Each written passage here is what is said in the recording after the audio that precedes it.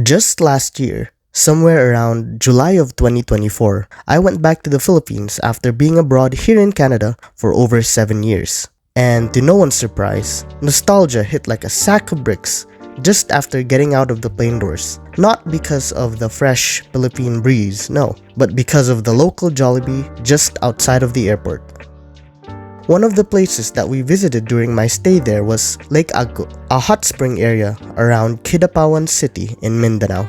It is surrounded by mountain ranges, as it is at the foot of Mount Apo and is filled with an amalgamation of tropical plants. Here I am. I felt a little hungry, so I made sure to eat a handful of nuts just before I went to swim. This brings back memories, as I used to go there all the time with the family back when I was a child. Some areas of the hot springs would be so boiling hot that you could cook an egg, so we made sure to pack lots of those prior to going there. Accompanied by my cousins, my dad, and my uncle, we went to take a quick dip in the hot springs, not only to relive some of those childhood memories, but also to make sure we got as much out of our vacation as possible. My cousins from the Philippines and I haven't seen each other in 7 years. My cousin from Australia and I haven't seen each other in 14 years. So you know that we're about to squeeze out as much fun in our adventures as possible.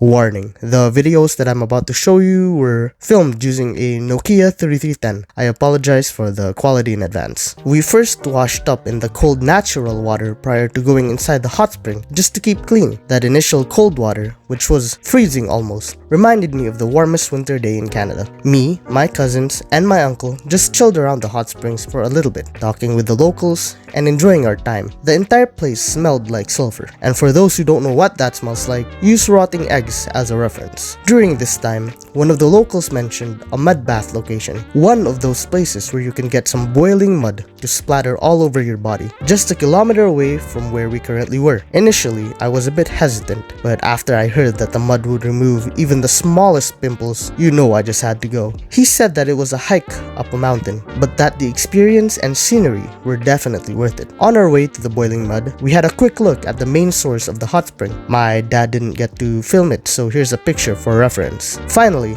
we got to the location, where unfortunately, the location was blocked off. So my uncle had to use a bamboo stick to get some of the mud for us to use. We helped each other get the mud on our backs and just let it cool. It was a nice experience. The mud was burning hot, but I guess not hot enough to burn my pimples away. It was unfortunate that the location of the boiling mud was right beside a large septic tank. Let's just hope the boiling mud wasn't from the septic tank itself. I'm pretty sure it wasn't. I'm pretty sure.